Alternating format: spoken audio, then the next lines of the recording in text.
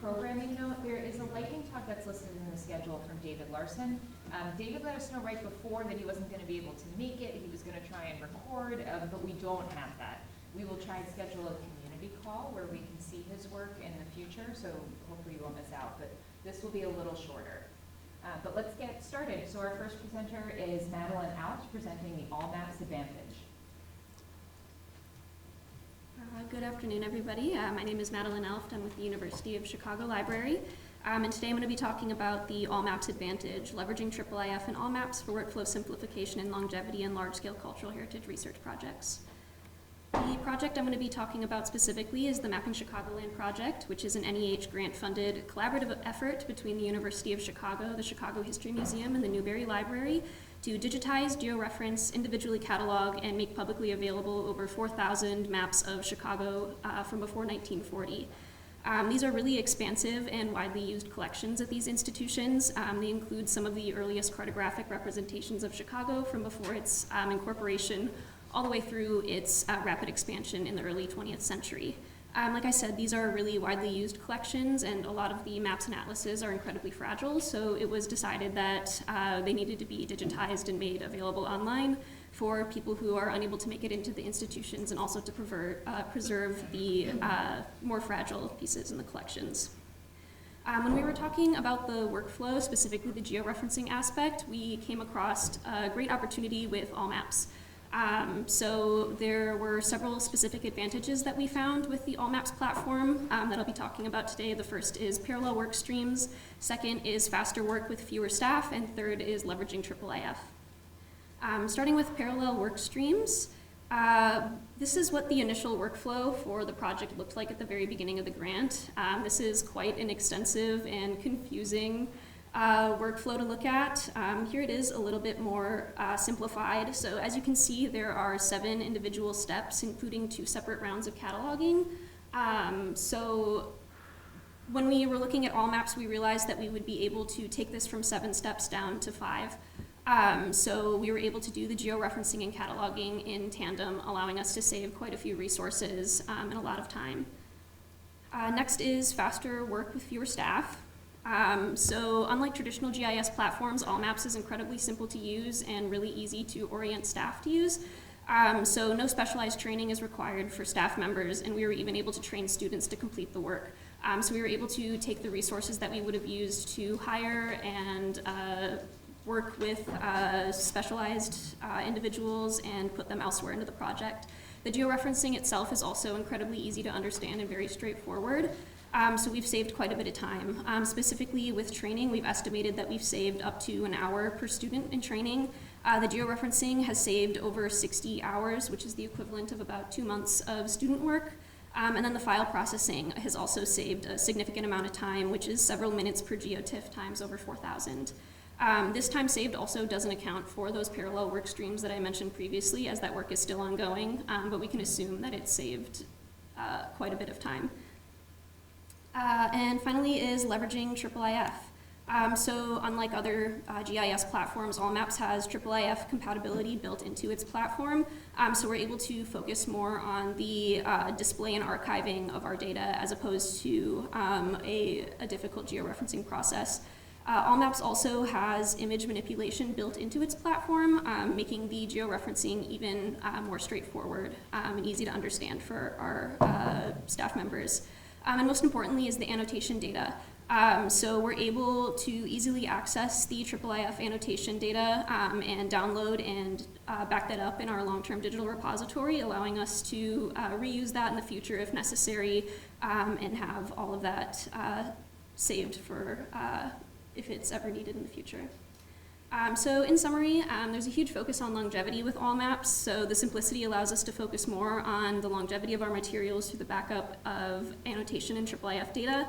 It's also saved us an immense amount of time and resources, so it's enabled the parallel work streams and has saved several months of student work time alone. There's also a cross-project effect, so Allmaps has not just helped the Mapping Chicagoland project, but the other grants that it intersects with.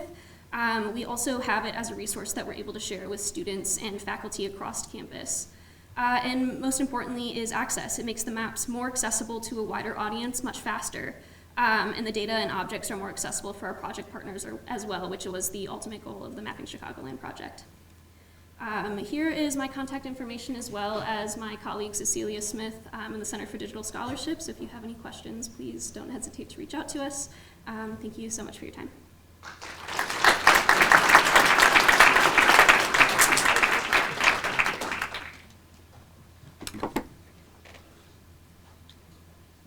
Thank you, Madeline.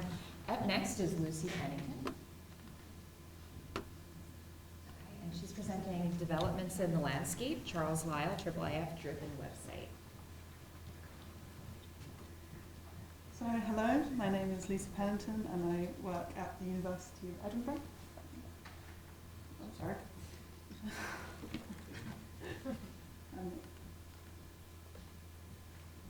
Okay, I'm doing something wrong, sorry.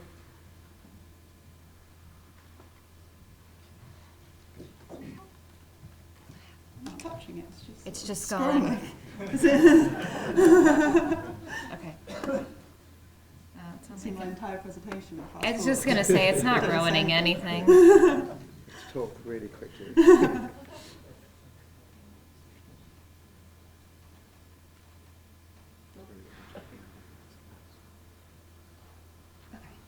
Here's my recommendation. Just press that. I just turned this off. I almost threw it out the window. Okay. Oh, It's the ghost of Charles Lyell. What do we? Is it on autoplay? It is. It has to know.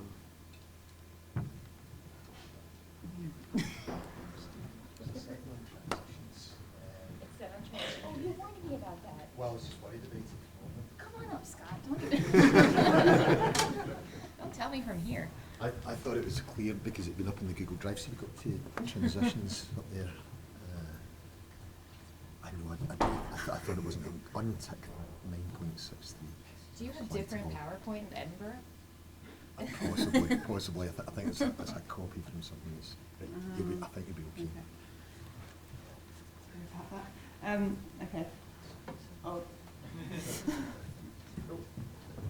Oh, I turned the screen off because I didn't know. You know what? There was a lot going on, and you didn't need to worry about your tabs, too. Okay. Yes, I'm here to share my work developing. So I'm here to share my work developing a bespoke website for the Lyell collection held by the University of Edinburgh. So, starting with some background, Lyell was a leading 19th century Scottish earth scientist and geologist. The university's collection with Lyell goes very far back. They were gifted some books and specimens as early as 1927. Then in 2019, there was a campaign to acquire Lyell's 294 scientific notebooks. After this was successful, there have also been some subsequent acquisitions. This has left the university with a really rich collection, the centre of which are these notebooks, which detail not just his research, but his travels, discussion, general insights, and make them a real sort of treasure trove of information in the 19th century science landscape. So the university began work with digitisation. This process was over quite a long period of time, with over 20,000 photos just of the notebooks. And there was also a good focus on enriching the archive data for them. There's work of multiple archivists, as well as students and volunteers overseas. These images were held in our DAMS site, Luna, and the archive information was held on archive space. So currently, sort of a default, our setup isn't very connected, and with how rich this collection was, there was a desire to sort of bring out the important information and show it off. And so I was brought on to create a bespoke website for this. The initial plan of which was to focus just to display the scientific notebooks, but there was always hope to sort of make it a general resource for a casual viewer, as well as for researchers and anyone trying to get a good understanding of the collection and Lyell. So development began in 2022, sort of started 2023. Sort of technologies that we used was Flask. This was mainly used to get the information from the back ends, process that, turn that into IIIF manifests, and React was used to sort of help creation of the website, to bring a dynamic website. So to talk more about the Flask processing step, while the simple generation of a book manifest can be done very easily, there was a desire to utilize the catalog data in a more interesting way than the default this would provide. The cataloging process was collaborative, long-lasting, but this did bring issues. These factors meant different people entering the data in different ways, and it created inconsistencies in formatting, as well as labeling and location of important information.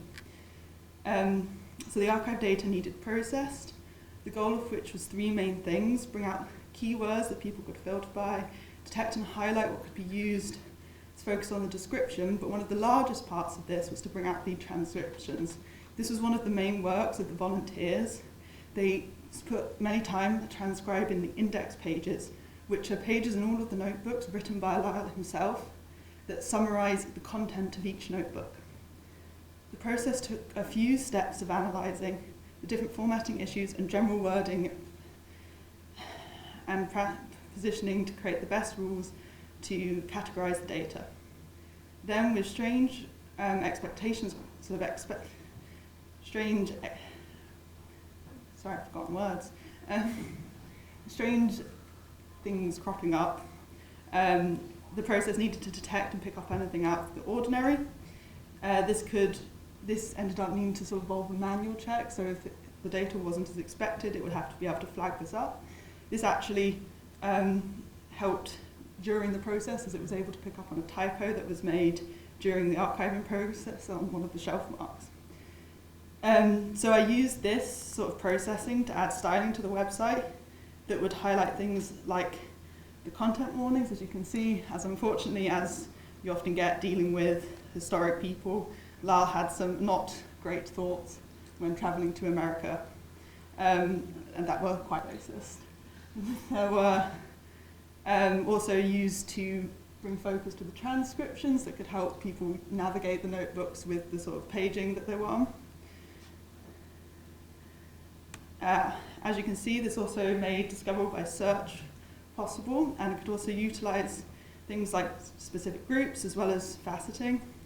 And I was able to categorize data based on where it was to give a filtering that sorted by relevance based on not just how often the search terms cropped up, but also their prominence in the notebooks.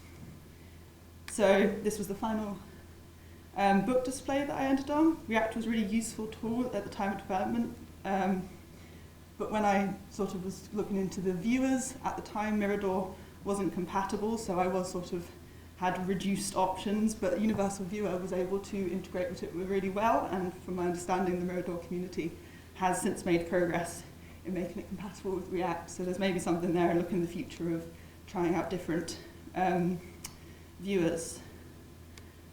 During the website development, I worked closely with the cultural heritage staff and was able to give them the opportunity to include a lot of surrounding context, making it easier to dive into information about the collection all in one place. While active development on the website has stopped, the website is a good place, and is a good place to facilitate and promote further development. If you had watched Scott's previous presentation, you'll know that we are migrating platforms. Hopefully that process will be quite sort of simple for websites like this, would just because of IIIF be able to pick up on the location of our new dams and just seamlessly transition. But there is also the potential that in this time we'll have extra time to sort of bring our collections further to the front, maybe look at combining it with some extra features of our new dams. That's all from me. If you're interested in checking out the website, there's the link to it. And that's about it. And if you're interested in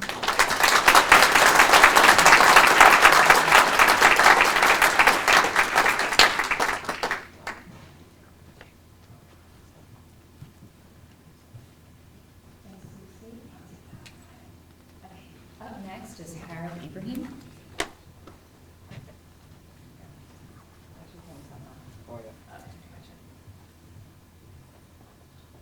And Harith is presenting Unlocking Leeds Archives. Hello everyone, today we'll be presenting our work at the University of Leeds of digitizing our archive at the university and of digitizing our work at the university and making more engaging and accessible work. My name is Harith Ibrahim. I'm a robotics engineer, and I've joined the Digital Creativity and Cultures Hub at the university. And our mission is to explore the intersection between cultural heritage and technology to make the archives more accessible, engaging, and interactive. Today we'll be exploring two different projects at the university. First of which is our approach at digitizing the university's coin collection. And also the second project is about sonifying textile patterns, so turning patterns of textiles into sounds. Finally, we'll explain some of the challenges, machine learning integration, and how all of this fits into IIIF. First, before delving into the use cases, I want to make a clarification about the use of machine learning in cultural heritage. It's important that new technologies are addressed with care because these generative AI models, they tend to hallucinate. I wanted to include these horrific restoration pieces on the right side, and I think they're a great example of what could happen when AI is misused. So over here in the bottom, you see a picture of a pixelated giraffe and a machine learning model that does super resolution that's mostly trained on faces, and it generates this output, which is very different from what it's supposed to be. This is an extreme example, but it shows that with machine learning, this must be handled with care and transparency. So when we use machine learning in our work, we make sure that we're using it for interpretation rather than invention, and we're always clear and transparent about using it. First of all, starting with the coin digitization project, the University of Leeds has a wide coin collection spanning many different cultures and eras. And the challenge with scanning coins is that they are very reflective objects. They are very difficult to scan with traditional scanning techniques like photogrammetry and LiDAR because they are reflective. They add glare, and these shiny surfaces are very difficult to scan and provide correct surface geometry. So the challenge here, usually this is dealt with by matting these coins by spraying some matting spray, but this is very invasive, and we don't want to apply this approach to our very precious collection. So first we started by taking the image collection we already have and testing different software to see if we can turn these into curvature maps, which basically capture the 3D details. We tested many different software, and some of them focus on traditional mathematical approaches of capturing depth, and some of them use machine learning. We found that some of them work better than the rest, but at the end of the day, whilst they look good, they weren't geometrically accurate to our standard for archiving. So we moved to a different approach, which is depth maps. Depth maps are a way in computer graphics of representing depth information in a black and white image. So the white part of an image represents high areas and the dark ones represents depth. So this is mostly used in video games, and it's quite like low on computation, and we really want to explore it. The issue when we tested it is that most of the AI models, we tested a few algorithms, but the AI approaches weren't very fit for our scenario. Most of these models are trained on landscape photos, so images of exteriors, interiors, and they're not trained on close-ups of images, so mostly images with a horizon line. So when you apply this to an image like our coins here, most of the detail is lost.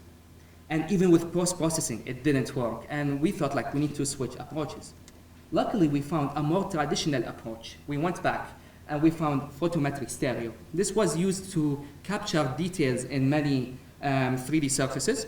So the way it works, you capture multiple images of the same object with different lighting angles, and this way you could basically, we're using thresholding and image processing, you can capture what's called a normal map, which represents curvature.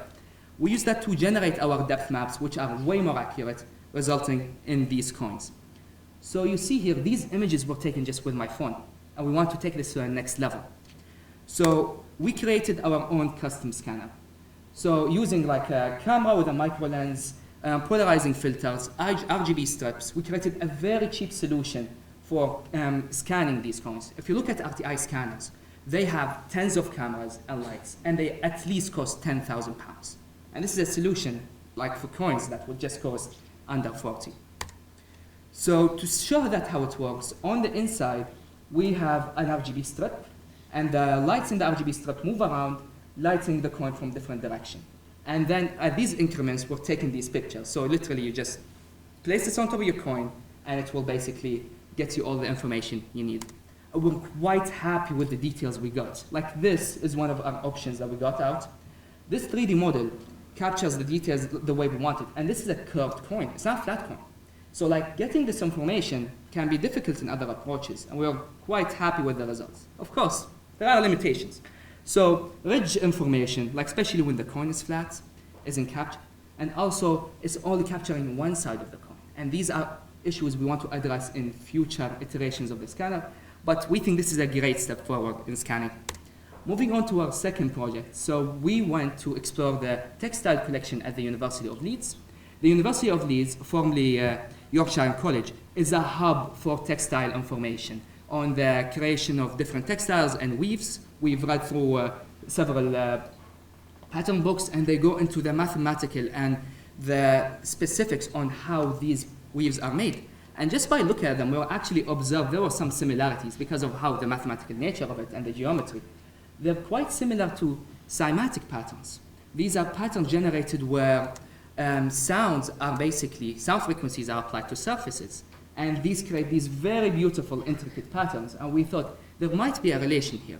So we approached the idea of, let's take these patterns and create a method of actually, rather than getting the sound turned to a pattern, we turn the patterns into sound, basically reversing the process. So we studied Ernest Chladni's work, which is basically, he documented many different frequencies applied and the resulting patterns. And we were able to infer this mathematical equation using sine waves, and this is a simulation we created. This represents two waves interacting with each other, and the points of interaction between waves, where they interact, they can increase and they can cancel out each other, causing these beautiful patterns. So next we thought, okay, we need to turn now our patterns to these sounds. And the difficult thing here, we tried a few approaches, and the first one was an iterative approach. So we come up with a random pattern, a random sound, and then we compare it to the image.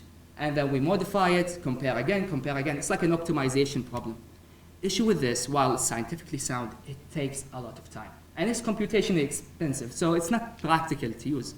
So we switched to machine learning. The cool thing about this project, like we said, is more about interpretation. So we're not actually affecting historical knowledge and changing the meaning of existing work. So the plan here is to get these pattern images, put them in the model, and get out frequency sounds of the two interacting waves. We use a convolutional neural network. This is quite used in the industry for image processing. They're very good at capturing patterns, details, textures, and we thought it would be a great start. The issue with these models is that they require a large data set. And if you look online, there is no data sets for Chladni patterns in their sounds. So, of course, we created our own data set. We created a data set of over 40,000 Chladni patterns with the equation we created and with their corresponding frequencies. Of course, the data set is available online to use, so anyone's free to use it in their own work. So the results of the training found that the colored patterns were basically more effective at capturing the sounds than the black and white ones because it provides more information. Moving on, we will show some of the results we have. So first of all, this is some of the machine learning. So we took some patterns and we turned them into sound. Let's see if that...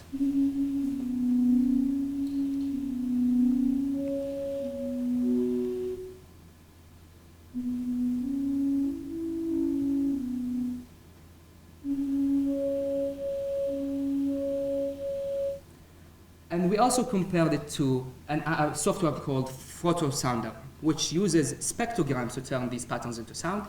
And this provided us with different results. We showed this last year at IIIF.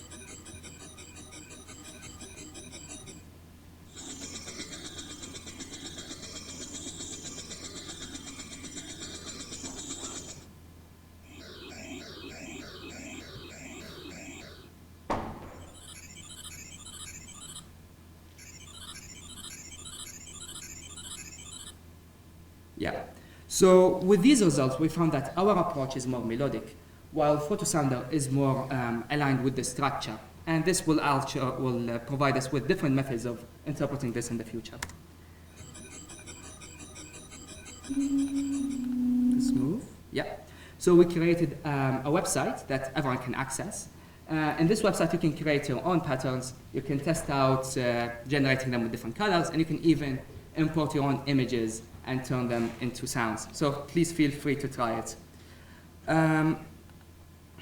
We also presented our work at the IIIF conference last year, and it was a great honor to be there.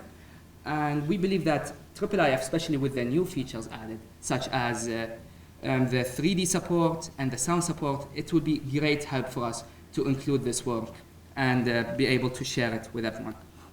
In conclusion, we were able to achieve 2 projects, basically, focusing on multi-modal ways of showing the archive, such as sonifying our patterns and 3D scanning our coins. So please feel free to check out our article that we created and the podcast focusing on these projects.